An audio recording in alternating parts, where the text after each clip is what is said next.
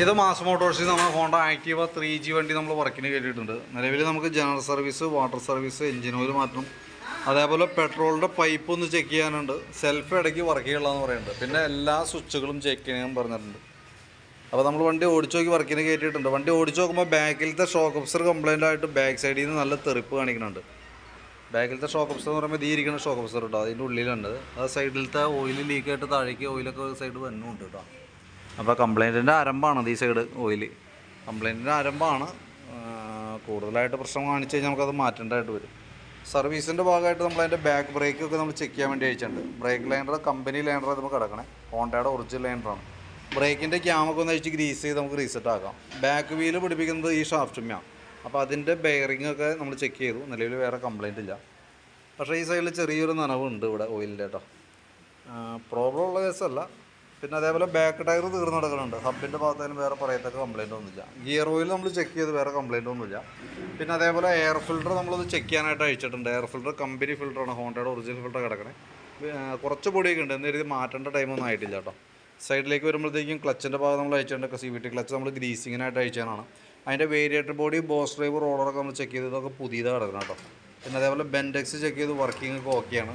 Clutch unit ആയാലും working വേറെ problem ഒന്നും കാണിക്കത്തില്ല. അപ്പോൾ ക്ലച്ച് ഗ്രീസിങ് കൂടി കൂട്ടത്തികൾ നടത്തി വിടുന്നുണ്ട്. പിന്നെ നമ്മളതിൻ്റെ ബെൽറ്റ് ചെക്ക് ചെയ്തു. ബെൽറ്റ് ഇതുമ്പോൾ കിടക്കുന്നത് കമ്പനി ബെൽറ്റാണ്, ഹോണ്ടയുടെ ഒറിജിനൽ ബെൽറ്റാണ്.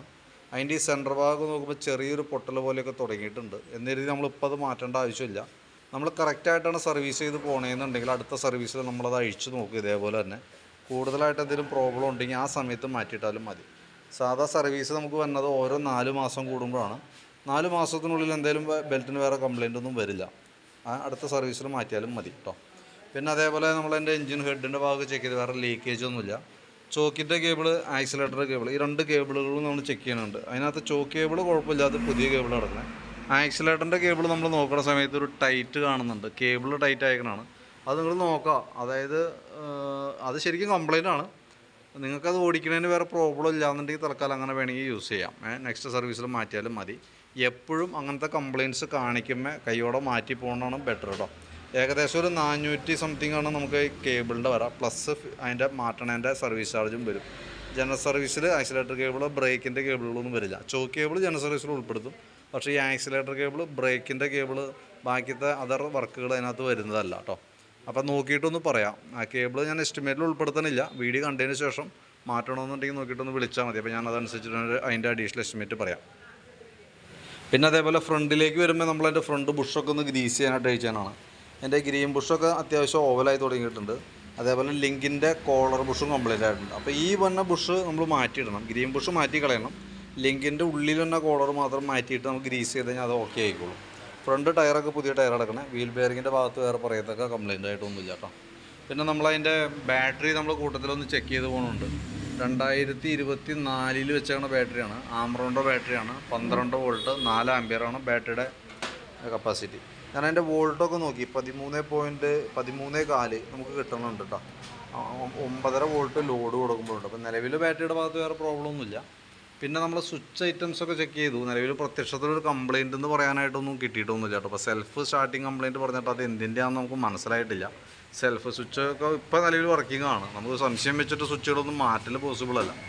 ബ്രേക്കിൻ്റെ സ്വിച്ച് കംപ്ലയിൻ്റ് ഉണ്ടെങ്കിൽ വരാം, സെൽഫിൻ്റെ സ്വിച്ച് കംപ്ലയിൻ്റ് ഉണ്ടെങ്കിൽ വരാം, സെൽഫിൻ്റെ റിലേ യൂണിറ്റ് കംപ്ലയിൻ്റ് ഉണ്ടെങ്കിൽ സെൽഫ് എടുക്കാൻ ബുദ്ധിമുട്ട് കാണിക്കാം, ബാറ്ററി കംപ്ലയിൻ്റ് ആണെങ്കിൽ നമുക്ക് സെൽഫ് എടുക്കാൻ കംപ്ലയിൻ്റ് കാണിക്കാം. പക്ഷേ ബാറ്ററിയൊക്കെ ഓക്കെയാണ്. അപ്പോൾ ബാക്കിയത്തെ കംപ്ലയിൻറ്റ്സ് എന്തിൻ്റെ ആണെന്നുള്ളത് ഐഡൻറ്റിഫൈ ചെയ്യാതെ കൊണ്ട് നമ്മളത് മാറ്റണതിൽ വലിയ കഥയില്ല. അപ്പോൾ ചെക്ക് ചെയ്ത് നോക്കാം. എനിക്കിപ്പോൾ ചെക്ക് ചെയ്യുമ്പോൾ കംപ്ലയിൻറ്റ് കിട്ടിയിട്ടൊന്നുമില്ല. നിങ്ങൾ ചെക്ക് ചെയ്ത് നോക്കാം. കംപ്ലയിൻറ്റ്സ് ഉണ്ടെങ്കിൽ ഇടയ്ക്ക് കാണിക്കുകയാണെങ്കിൽ അത് എന്തിൻ്റെയാണെന്ന് കൃത്യമായിട്ട് ഐഡൻറ്റിഫൈ ചെയ്തിട്ട് പറയാം. അപ്പോൾ അതനുസരിച്ച് നമുക്ക് ചെയ്താൽ മതി. അതല്ലെങ്കിൽ നമ്മൾ വെറുതെ പാർട്സുകൾ മാറ്റി പൈസ പോകാമെന്നല്ലാണ്ട് പ്രത്യേകിച്ച് കാര്യമൊന്നുമില്ല. പിന്നെ ഫ്രണ്ടിലെ ഒരു കേസ് പറയാൻ പറ്റുന്നത്, ഈ ഒരു ബ്രേക്കിൻ്റെ കേബിൾ കംപ്ലയിൻ്റ് ഉണ്ട് കേട്ടോ. ഔട്ടർ വലിഞ്ഞ് നിൽക്കണേ, കോമ്പി ബ്രേക്കാണ്. കൈയോടത് മാറ്റിയിടണമെന്ന് നല്ലത്. 2 കേബിളും പ്രോബ്ലം തന്നെ. ഈ ഒരു കേബിൾ എമർജൻസി ആയിട്ട് മാറ്റാം. കഴിയുമെന്നുണ്ടെങ്കിൽ 2 ബ്രേക്ക് കേബിളും മാറ്റിക്കളയാം. ഏറ്റവും സേഫായിട്ടുള്ള കേസ്. ബ്രേക്കിൻ്റെ കേസിലൊന്നും നമ്മൾ യാതൊരുവിധ കോംപ്രമൈസും ചെയ്യരുത്. കാരണം ഫ്രണ്ട് ബ്രേക്ക് ആയാലും ബാക്ക് ബ്രേക്ക് ആയാലും, ഫ്രണ്ട് ബ്രേക്കിൻ്റെ പ്രത്യേകത ചില വണ്ടി നിർത്തി നമ്മളിപ്പോൾ യൂട്ടേണൊക്കെ എടുക്കുന്ന സമയത്തൊക്കെയാണെങ്കിൽ ലിങ്കർ ടൈപ്പ് സസ്പെൻഷൻ കൂടിയിട്ടാണ് വണ്ടി സ്കിഡ് ചെയ്യാനുള്ള സാധ്യത വളരെ കൂടുതലാണ്. അങ്ങനെ വന്ന കേസുകൾ കൈയോടെ പരിഹരിച്ചു വിടാം. അപ്പോൾ ബ്രേക്കിൻ്റെ കേബിളൊക്കെ ഞാൻ എസ്റ്റിമേറ്റ് ഉൾപ്പെടുത്തുന്നുണ്ട്. വീഡിയോ കണ്ടിട്ട് നോക്കിയിട്ട് അപ്രൂവൽ തന്നാൽ മാത്രമാണ് എന്തെങ്കിലും നമ്മൾ ചെയ്യുള്ളൂ. പിന്നെ അതേപോലെ സെക്കൻഡറി ഫിൽറ്റർ യൂണിറ്റ് മാറ്റേണ്ട ഒരു ടൈമാണ്. സ്പോഞ്ച് മോഡൽ ഫിൽറ്ററാണത്. അത് അത്യാവശ്യം മോശമായിട്ടുണ്ട്, അപ്പോൾ അതൊന്ന് മാറ്റിയിട്ടേക്കാം. സ്പാർക്ക് പ്ലഗ് നമ്മളൊന്ന് ക്ലീൻ ചെയ്ത് കയറ്റുന്നുണ്ട്. പ്ലഗ് നോക്കുമ്പോൾ എഞ്ചിൻ ഹെഡിൻ്റെ ഉള്ളിൽ കരി ഇച്ചിരി കൂടുതൽ കാണുന്നുണ്ട് കേട്ടോ. നിങ്ങൾക്ക് ഓടിക്കുമ്പോൾ മനസ്സിലായിട്ടുണ്ടോ എന്ന് അറിയില്ല, വണ്ടിക്കൊരു വലിയിലൊക്കെ നല്ല വ്യത്യാസമുണ്ട്. അപ്പോൾ ഹെഡിനകത്ത് കരി കൂടുതലുണ്ട്. അത് നമുക്ക് പുറമേ നിന്ന് ഇങ്ങനെ ചെയ്യാൻ പറ്റുന്ന പണിയൊന്നുമല്ല. എഞ്ചിൻ ഹെഡ് അഴിച്ച് ക്ലീൻ ചെയ്യാന്ന് പറഞ്ഞാൽ കുറച്ച് 2 ദിവസം താമസം തന്നെ ഇറക്കുവാണ്. തന്നെയല്ല അത് നമ്മൾ കുറച്ച് ടൈം എടുത്ത് ചെയ്യേണ്ട കേസുമാണ്.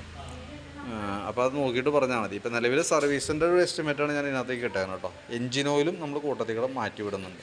അപ്പോൾ ഞാൻ അതിൻ്റെ പാർട്സുകൾ എസ്റ്റിമേറ്റിൽ ഉൾപ്പെടുത്തുന്ന പാർട്സ് ജസ്റ്റ് ഒന്ന് പറഞ്ഞു ശ്രദ്ധിക്കുക. എഞ്ചിൻ ഓയിലും അതിൻ്റെ ഓയിൽ ബോൾട്ടിൻ്റെ വാഷും ഓറിങ്ങും ആ ഒരു ഐറ്റം നമ്മൾ അതിനകത്ത് ഉൾപ്പെടുത്തുന്നുണ്ട്. സെക്കൻഡറി ഫിൽറ്റർ യൂണിറ്റ് ഞാൻ എസ്റ്റിമേറ്റിൽ ഉൾപ്പെടുത്തിയിട്ടുണ്ട്. ആക്സിലേറ്ററിൻ്റെ കേബിൾ എസ്റ്റിമേറ്റിൽ ഇട്ടിട്ടുണ്ട്. നോക്കിയിട്ട് നിങ്ങൾ അപ്രൂവൽ തന്നാൽ മതി, നോക്കിയിട്ട് പറഞ്ഞാൽ മതി. അപ്രൂവൽ കിട്ടിയാൽ മാത്രമാണ് നമ്മൾ ചെയ്യുള്ളൂ. പിന്നെ ഫ്രണ്ടിലേക്ക് വരുമ്പോഴത്തേക്കും ഫ്രണ്ട് ഗ്രീൻ ബുഷ്, ഈ വന്ന ഷോക്കിൻ്റെ ബുഷ് മാറ്റുന്നുണ്ട്. ഈ ലിങ്കിൻ്റെ ഉള്ളിൽ തന്നെ കോളർ ബുഷ് നമ്മൾ മാറ്റുന്നുണ്ട്. ബ്രേക്കിൻ്റെ കേബിളുകൾ കംപ്ലൈൻറ്റ് ഉള്ളതിൻ്റെ എസ്റ്റിമേറ്റിൽ ഉൾപ്പെടുത്തിയിട്ടുണ്ട്. നമ്മൾ നോക്കിയിട്ട് യുക്തിപരമായ രീതിയിൽ തീരുമാനിക്കാം.